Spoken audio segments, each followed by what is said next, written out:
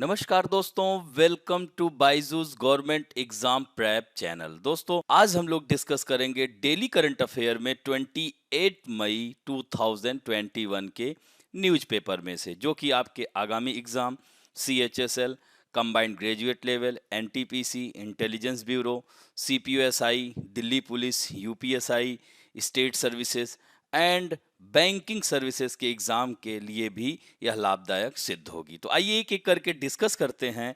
आज के पहले सेगमेंट में नेशनल अफेयर, यानी नेशनल अफेयर में राष्ट्रीय मामलों में जो पहली खबर है, द इंडियन ब्रॉडकास्टिंग फाउंडेशन, जिसको क्या कहेंगे, IBF, the apex body of broadcasters, is expanding its purview to cover digital streaming platform and will be renamed the Indian Broadcasting and Digital Foundation। यानी अब IBF IBDF हो गया है, digital word इसमें जोड़ दिया गया है। तो the move would bring broadcaster and OTT यानी over the top platform which have seen a substantial jump in their viewership base after the pandemic under one roof, यानी एक ही छत के नीचे यह कदम ब्रॉडकास्टर और OTT प्लेटफॉर्म, जिन्होंने ही एक छत के नीचे महामारी के बाद अपने दर्शकों के आधार पर पर्याप्त देखा है उछाल, यानी लोग इतना ज़्यादा लोग यहाँ पर एक मंच पर आकर के देख रहे हैं, तो इसको एक साथ लाया जा रहा है। तो इसके लिए IBDF डिजिटल मीडिया के सभी मामलों को संभालने के लिए एक नई पूर्ण स्वामित्व वाली सहायक कंपनी बनाने की प्रक्रिया में थी। यानी for this the IBDF was in the process of forming a new wholly owned subsidiary to handle all matters of digital media, यानी डिजिटल मीडिया के जितने भी मामले हैं सबको एक साथ। तो इस तरह से आप देख सकते हैं कि IBDF डिजिटल OTT प्लेटफॉर्म के लिए यह एक स्वयं नियामक निकाय digital media content regulatory council भी बनाएगा। यानी इसके लिए क्या बनाएगा, digital media content regulatory council.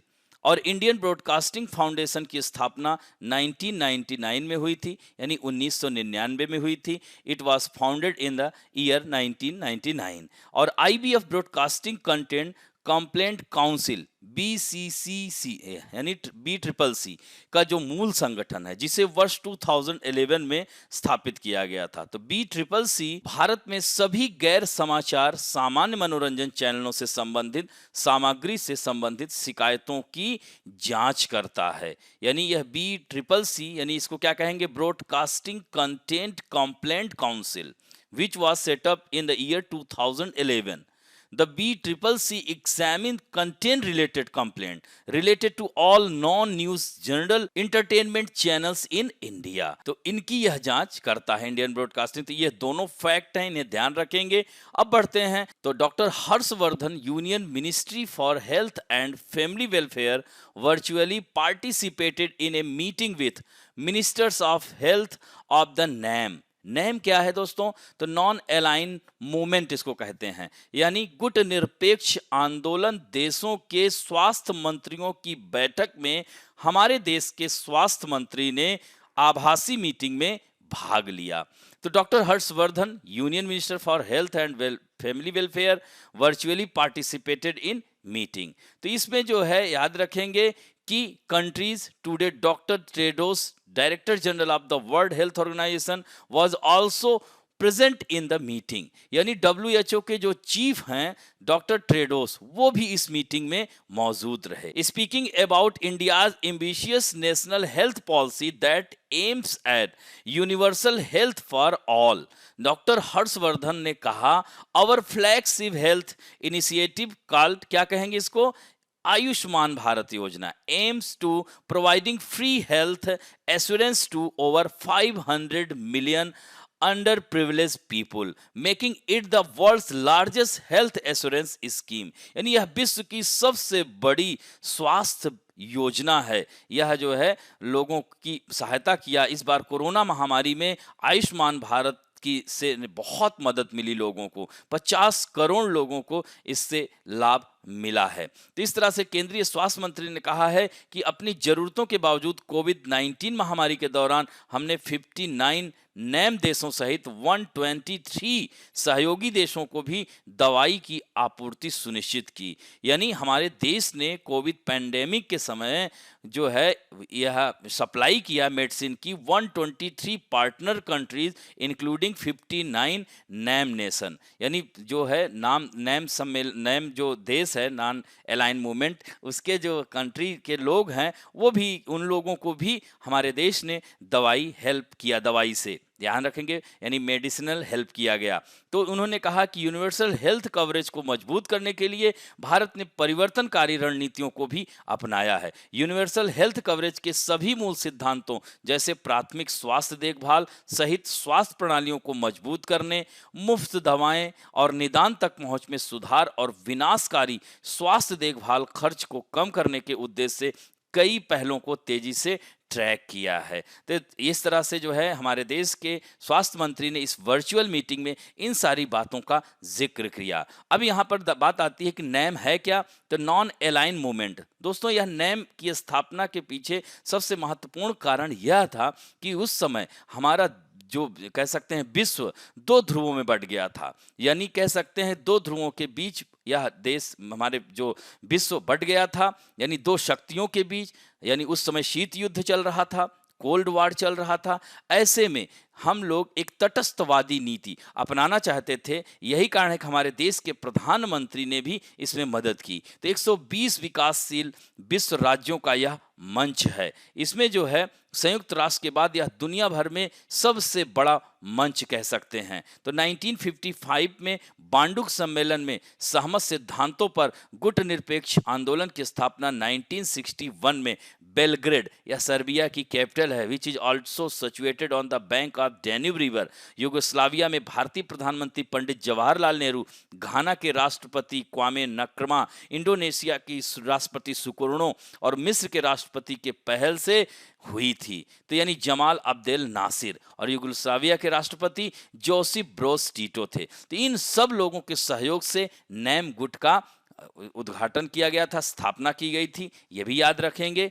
अब बढ़ते हैं दोस्तों इंटरनेशनल अफेयर्स में। बशर al Assad re elected as Syrian president for the 4th time. आप जैसा कि जानते हैं कि सीरिया लगातार 2011 के बाद से ही गृह युद्ध से जूझ रहा है। वहां पर ISIS नामक आतंकवादी संगठन ने पूरी तरह से सीरिया को तबाह कर रखा है। ऐसे में सीरिया में चौथी बार राष्ट्रपति चुनकर आए हैं बशर अल असद, यानी युद्ध से तबाह हो चुका है यह सीरिया। तो इस तरह से यह फिर से चुन करके आए हैं। संसदीय अध्यक्ष ने गुरुवार को घोषणा की कि असद ने डाले गए वोटों को 95.1% हासिल किया। सोचिए, इतना बड़ा बहुमत, 95% वोट इनको मिले हैं। तो इस तरह से उनके खिलाफ राज्य के पूर्व मंत्री अब्दुल्ला सल्लूम अब्दुल्ला और महमूद मेरह थे, यानी इनके खिलाफ जो लड़े उन लोगों को मात्र यहाँ पर देख सकते हैं कि 5% वोट में सिमट गए। तो इस तरह से संयुक्त राज्य America, Britain, France, Germany, Italy ने कहा मतदान न तो स्वतंत्र और न ही निष्पक्ष था, और सीरिया के खंडित विपक्ष ने इसे गलत कहा। तो इस तरह से इसका विरोध हो रहा है कि इतना बड़ा मैंडेट कैसे जो है इन्होंने इतना बड़ा जो वोट पाए, 95% वोट इनको मिला है। तो इस तरह से 2014 में भी पिछले बहु उम्मीदवार मतदान में भी असद को 88% वोट मिले थे। तो यह इस तरह से इनका नाम याद रखिएगा। यहाँ पर सीरिया के बारे में देख ले सकते हैं। यह सीरिया कहाँ अवस्थित है, ये देख रहे हैं ना, भूमध्य सागर, मेडिटेरियन सी को भी टच करता है। यहाँ भी मेडिटेरियन क्लाइमेट पाई जाती है। टर्की को टच कर रहा है, इराक को करता है, जॉर्डन को करता है, इजराइल को करता है। ये गोलन हाइट्स है ना यहाँ पर। तो इस तरह से इसके पश्चिम में लेबनान और मेडिटेरियन सी, ये देख रहे हैं ना, यह लेबनान है। लेबनान जो है जिसकी राजधानी बेरूत है। और इस तरह से इजराइल, जॉर्डन, इराक तथा टर्की यह सब स्पर्श करते हैं, यह ध्यान रखेंगे। और इसकी राजधानी दमश्क है। अब बढ़ते हैं दोस्तों, deepen tension with Russia, NATO engage in large scale manoeuvres, यानी लार्ज स्केल पर नाटो जो है सैन्य अभ्यास कर रहा है, युद्ध अभ्यास कर रहा है। ऐसे में रूस के साथ बढ़ते तनाव के मद्देनजर नाटो यानी नॉर्थ अटलांटिक ट्रीटी ऑर्गेनाइजेशन एक सैन्य संगठन है। तो 1000 of NATO troops, many worship dozen of aircraft are conducting military exercise in the wake of growing tension with Russia. तो इस तरह से यह सैन्य अभ्यास अटलांटिक समूचे यूरोप और काले सागर के क्षेत्र यानी ब्लैक सी वाले रीजन में हो रहा है। तो इस तरह से last month Russia defence minister Sergei Shoigu ने कहा था कि deployment of large number of troops in the western part of the country near Ukraine's border, Ukraine से भी इसका विवाद चलता रहता है, उसकी कैपिटल कीव है, a part of preparation for military exercise एमिड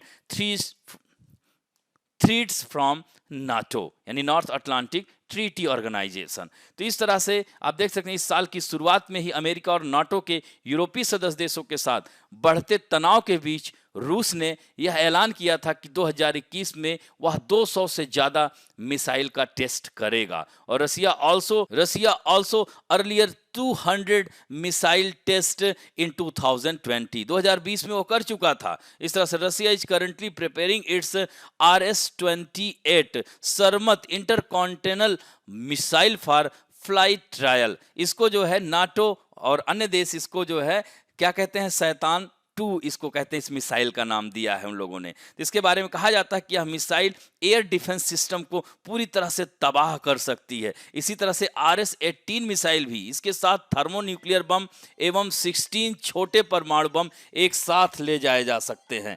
तो ये भी ध्यान रखेंगे। और the special thing about this missile is that each of its warhead can destroy different target, यानी अलग अलग टारगेट को भी यह तबाह कर सकती है। RS-18 मिसाइल सोवियत डिजाइन पर आधारित SS-18 की जगह लेगी, यानी RS-18 missile will replace the SS-18 based on Soviet design. और SS-18 क्या है, दुनिया की सबसे भारी इंटरकॉन्टिनेंट मिसाइल है, इंटरकॉन्टिनेंटल मिसाइल है, अंतर महाद्वीपीय मिसाइल है, ये ध्यान रखेंगे। अब यहाँ पर रशिया आप देख सकते हैं, इसे 2 महाद्वीपों का देश कहा जाता है, इसे कंट्री ऑफ 2 कॉन्टिनेंट कहा जाता है। तो यह विश्व का सबसे बड़ा एरिया वाइज विश्व का सबसे बड़ा देश है। देख रहे हैं पूरा आर्कटिक रीजन, इधर पैसिफिक ओशियन, इधर यूराल माउंटेन है, इधर आपका यूरोप हो जाएगा और ये एशिया हो जाता है। यहाँ पर आप देख सकते हैं ये वाला क्षेत्र ये कैस्पियन सागर को भी टच करता है जो वर्ल्ड लार्जेस्ट लेक है। और यहाँ पर आगे जाएंगे ब्लैक सी, तो ब्लैक सी भी सामरिक दृष्टिकोण से स्ट्रेटेजिक पॉइंट ऑफ व्यू से one of the most important region. यही कारण है कि रसिया इन सब क्षेत्र में अपना आधिपत्य जमाना चाहता है। तो इसकी राजधानी मॉस्को है जो कि which is situated on the bank of Moskva river, यह भी ध्यान रखेंगे। और विश्व का सबसे लंबा रेल मार्ग ट्रांस साइबेरियन रेल मार्ग यहाँ बर्खोयांस्क तक जाता है, ये भी ध्यान रखेंगे। और इस तरह से यहाँ पर आप देख सकते हैं कि यहाँ पर जो स्टेट है इसको बेरिंग स्टेट कहा जाता है, जो रूस और United State of America, Alaska वाला भाग, Alaska is also part of Russia, but Russia ने जो है अलास्का को अमेरिका को 1863 में दे दिया था।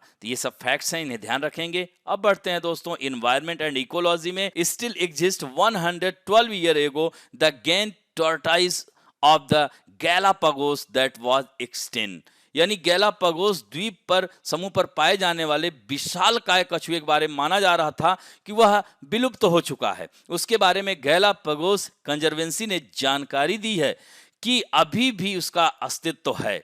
इसकी पुष्टि इक्वाडोर ने की है। तो इक्वाडोर जो है गैलापागोस आइलैंड के बगल में ही है। इक्वाडोर की कैपिटल क्वीटो है, यहाँ से विषुवत रेखा गुजरती है, इसलिए इसको इक्वाडोर कहा जाता है। तो the female turtle was discovered 2 years ago in a joint expedition by the Galapagos National Park and Galapagos Conservancy. It was found on Fernandina, the smallest and oldest island in the archipelago in 2019। यानी यह 2019 में इस द्वीप के सबसे छोटे और प्राचीन द्वीप फर्नाडीना में मिली थी। तो इस तरह से आप देख सकते हैं गैलापागोस के फर्नाडीना द्वीप में 2019 के दौरान मिली यह इकलौती मादा वास्तव में चेलोनोइडिस फैंटास्टिकस, यानी किस प्रजाति का है, the only female found during 2019 in the Fernandina Island of the Galapagos is actually part of the species Chelonidis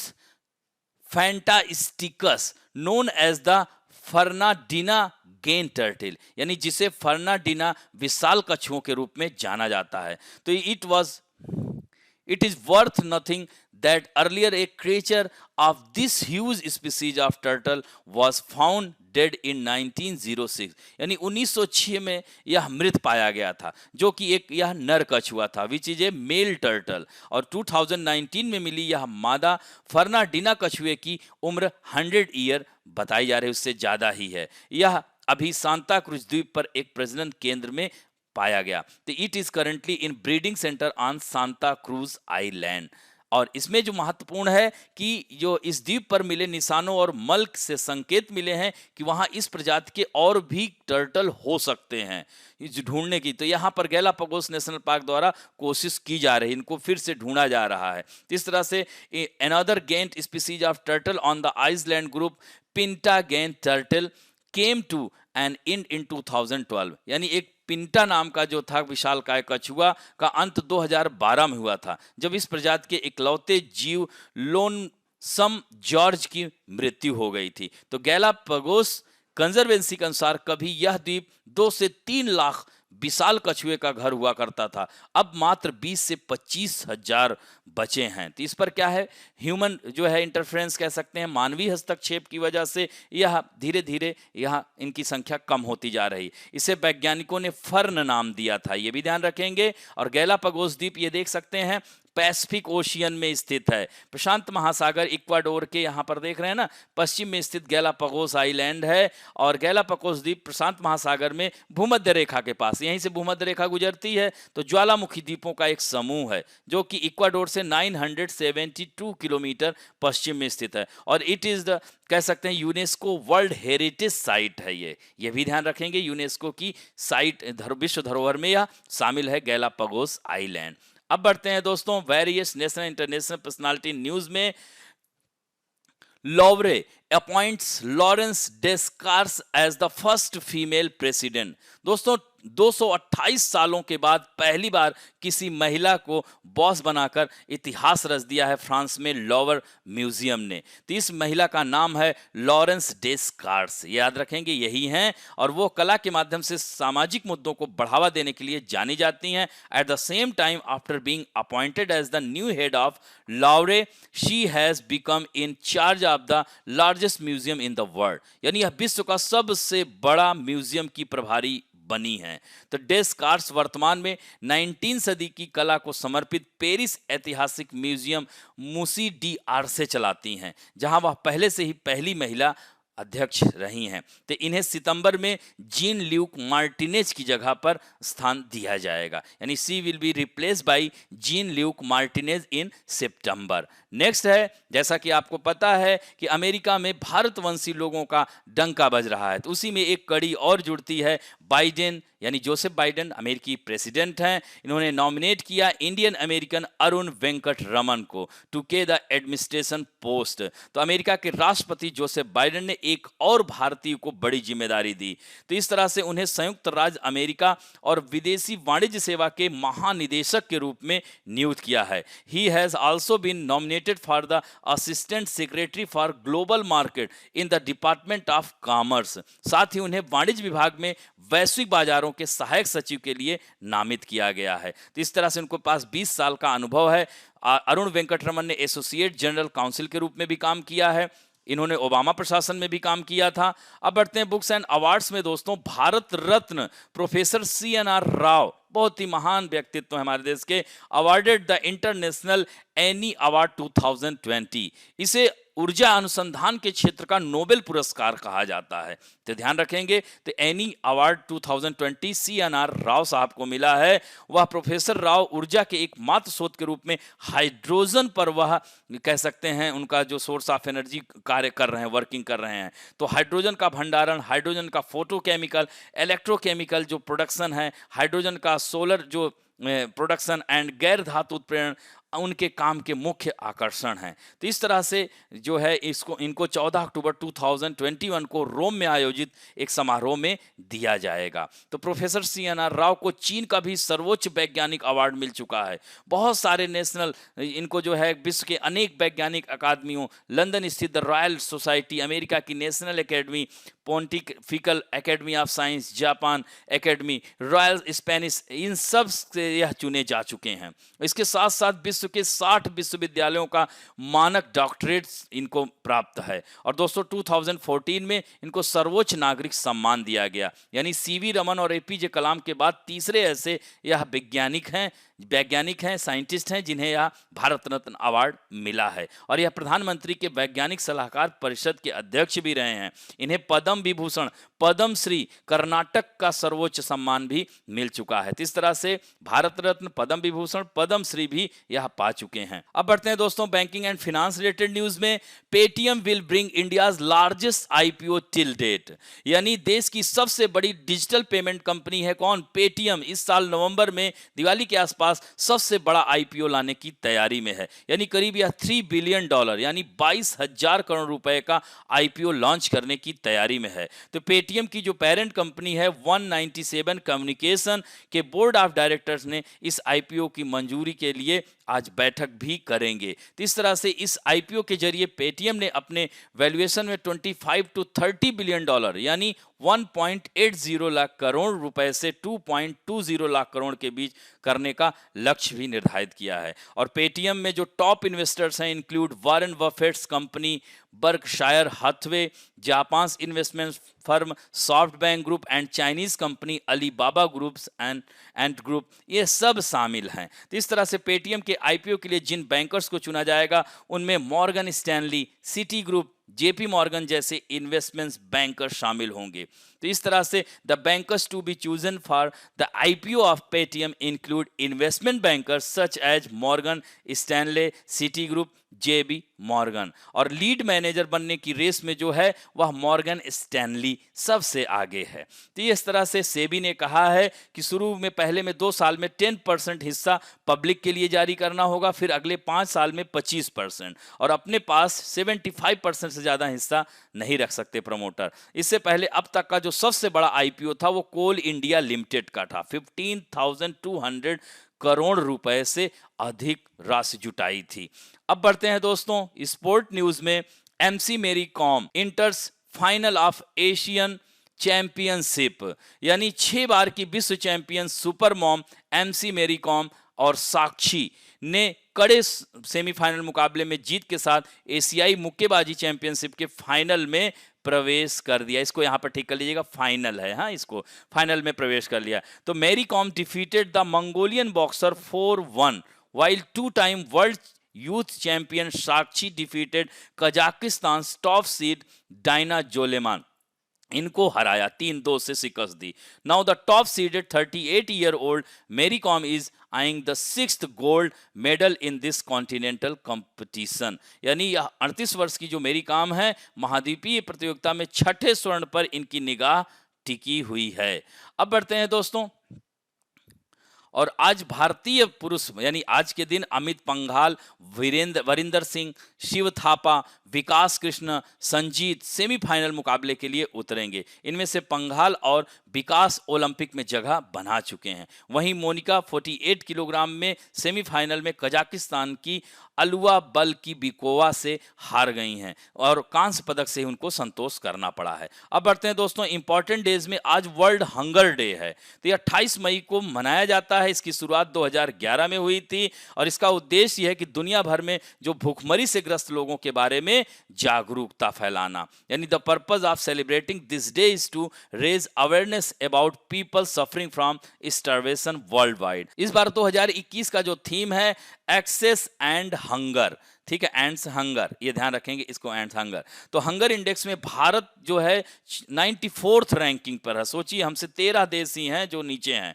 तो इस तरह से अगर देखा जाए तो 27.2 के स्कोर के साथ उसे गंभीर श्रेणी में रखा गया है। किसे? हमारे देश को। 14% देश की आबादी कुपोषित है और 3.7% 5 साल से कम उम्र के बच्चों की डेथ रेट है। 7.4% बच्चे कुपोषण के कारण बढ़ नहीं पाते हैं। 38% of children stop growing properly before going to school, उनका विकास रुक गया है स्कूल जाने से पहले ही। और 609 मिलियन लोग दुनिया में कुपोषित हैं अकॉर्डिंग टू रिपोर्ट। और 107 देशों में केवल 13 ऐसे कंट्री हैं जो भारत से खराब स्थिति में हैं। और 3 कंट्रीज जैसे Chad, Timor Leste, Madagascar are at a dangerous level of starvation, यानी भुखमरी के खतरनाक लेवल पर हैं। और ये तीनों देश अफ्रीकन कंट्री हैं, याद रखेंगे। अब बात करते हैं, let us talk about some important fact में। आज हम बात करेंगे दोस्तों भारत रत्न के बारे में। सर्वोच्च सम्मान है भारत का, सर्वोच्च नागरिक सम्मान है। 1954 में इसकी शुरुआत हुई थी। 26 जनवरी को भारत के राष्ट्रपति के द्वारा यह पुरस्कार दिया जाता है। तो 1954 में तत्कालीन राष्ट्रपति डॉक्टर राजेंद्र प्रसाद द्वारा इसकी स्थापना की गई थी। दोस्तों जनता पार्टी की जब सरकार आई थी तो 1977 में इसको बंद कर दिया गया था, यह ध्यान रखेंगे। फिर 1980 में कांग्रेस सरकार ने इसे फिर से शुरू किया और 1980 में इनको जो यह पुरस्कार मदर टेरेसा को दिया गया था। मरणोपरांत यानी पोस्टमसली 1955 से स्टार्ट किया गया, पहले यह नहीं दिया जाता था। और 1966 में पहला मरणोपरांत लाल बहादुर शास्त्री जी को दिया गया। इस तरह से जो है राजीव गांधी को भी मरणोपरांत ही दिया गया था। इस तरह और देख सकते हैं। और यह जो है अभी तक कुल 48 लोगों को यह पुरस्कार मिल चुका है और 1954 में 3, और यह पुरस्कार 3 लोगों को दिया जा सकता है। तो सी राजगोपालाचारी, एस राधाकृष्णन, सीवी रमन को दिया गया था पहला। और इस तरह से जो है 2019 में सामाजिक कार्यकर्ता नानाजी देशमुख, गायक भूपेन हजारिका और भारत के पूर्व राष्ट्रपति प्रणब मुखर्जी को यह पुरस्कार 2019 में दिया गया। उसके बाद से अभी घोषणा नहीं की गई है। तो इस तरह से कह सकते हैं कि 1948 तक, सॉरी, इस तरह से कह सकते हैं कि 48 लोगों को यह अवार्ड मिल चुका है। तो यह ध्यान रखेंगे। और इस तरह से सचिन तेंदुलकर सबसे कम उम्र के भारत रत्न प्राप्त करता हैं और उन्हें खेल जगत में दिया गया था यह पुरस्कार। और पहला कह सकते हैं तो एस राधाकृष्णन जी को यह पुरस्कार दिया गया था। और इसी तरह से अगर बात किया जाए कि पहली महिला भारत रत्न अवार्ड प्राप्त करने वाली इंदिरा गांधी, 1971 में ही इनको दिया गया था। उसके बाद दूसरी महिला मदर टेरेसा, पहली ऐसी सिंगर जो है MS सुब्बुलक्ष्मी गायिका थी, उनको दिया गया था यह अवार्ड। ये भी है फैक्ट हैं, इनको ध्यान रखिएगा। जैसे कितने राष्ट्रपतियों को भारत रत्न अवार्ड दिया जा चुका है, तो उसमें जैसे डॉक्टर राजेंद्र प्रसाद को दिया जा चुका है, सर्वपल्ली राधाकृष्णन जी को दिया जा चुका है, जाकिर हुसैन साहब को दिया जा चुका है, वेंकट गिरी साहब को दिया जा चुका है, वीवी गिरी जिसे कहते हैं, निर्विरोध राष्ट्रपति हुए थे, APJ अब्दुल कलाम साहब को दिया जा चुका है, और जो है प्रणब मुखर्जी साहब को दिया जा चुका है। तो इस तरह से इसकी लिस्ट बना लीजिए कि प्रधानमंत्रियों को, कितने प्रधानमंत्रियों को भारत रत्न मिला है, कितने राष्ट्रपतियों को भारत रत्न मिला है, कितने वैज्ञानिकों को, मैंने बता ही दिया, तीसरे ऐसे वैज्ञानिक थे CNR राव। तो इस तरह से CV रमन और APJ कलाम। तो इस तरह से इसको सब अलग अलग कर लीजिएगा कि इस मतलब इसको भारत रत्न से संबंधित प्रश्न आपके गलत ना हो। अब बढ़ते हैं दोस्तों आप लोगों के सेक्शन में, जो कि बहुत ही सुंदर उत्तर दे रहे हैं। आज उत्तर देने वालों में हैं अनुराग उपाध्याय, श्रवण खालिंग, एकता, रुपिंदर कौर, आरिफ अहमद, संजय नेगी, सागर तेनियांग, सुभाष रानी, मोनिका तिवारी, वीरपाल सिंह, पुष्पांजलि शर्मा, सूरज उपाध्याय, अंकिता राठौर, विनोद जायसवाल, सुरेश चंद्र पारिक, त्रिवेणी बघेल, हरिकेत सिंह। इतने लोगों ने कमेंट और उत्तर दोनों दिया है। आशा करता हूं कि आज और ज्यादा से ज्यादा लोग उत्तर देंगे। तो आज आप लोगों के सामने पहला प्रश्न है, the Indian broadcasting foundation was founded in the year 1997, 1998, 1999, 2000। Next question है, which of the following conference was instrumental in founding of the non aligned movement? Bandung सम्मेलन, कायरो सम्मेलन, तेहरान सम्मेलन और याल्टा सम्मेलन। इसको यहाँ पर सम्मेलन कर लीजिएगा, सॉरी, इसको ठीक कर लीजिएगा, ठीक है। तो इस तरह से यह इस पे बताना है कि गुट निरपेक्ष आंदोलन की स्थापना में किस सम्मेलन का महत्वपूर्ण योगदान था। नेक्स्ट है, Bashar al Assad has been re elected for the 4th term as the president of which country? Lebanon, Jordan, Syria, Turkey. Next question है, गैलापागोस द्वीप किस महासागर में स्थित है? प्रशांत, हिंद महासागर, Atlantic, Arctic. And next question है, which Indian American citizen has been appointed by the US president as the director general of the United States and foreign commercial services? Arun Venkataraman, Rohan Sharma, Shekhar Narasimhan, Milan Vaishnav. And next है, which Indian scientist has recently been selected for the international Eni award 2020? Professor CNR Rao, K. Sivan, Satish Reddy, T Padmanabhan. And next question है which is the country's largest digital payment company that is preparing to bring the country's largest IPO in November this year? Paytm, PhonePe, Google Pay, Amazon Pay. And next question है which of the following player is not related to boxing? यानी मुक्केबाजी खेल से संबंधित नहीं है निम्नलिखित में कौन सा खिलाड़ी? MC Mary Kom, Amit Panghal, Koneru Humpy, Shiva Thapa. And next question है world hunger day celebrated on, कब मनाया जाता है? 24 मई, 25, 27 या 28 मई। एंड लास्ट क्वेश्चन है how many people have receive Bharat Ratna award so far, यानी अभी तक कितने व्यक्तियों को भारत रत्न अवार्ड मिल चुका है? 43, 46, 48 या 50। इस तरह से इन 10 प्रश्न के उत्तर दीजिएगा। आशा करता हूं कि आज का वीडियो आप लोगों को अच्छा लगेगा, और अच्छा लगे तो please like, share, subscribe and bell icon दबाना ना भूलें। थैंक यू दोस्तों।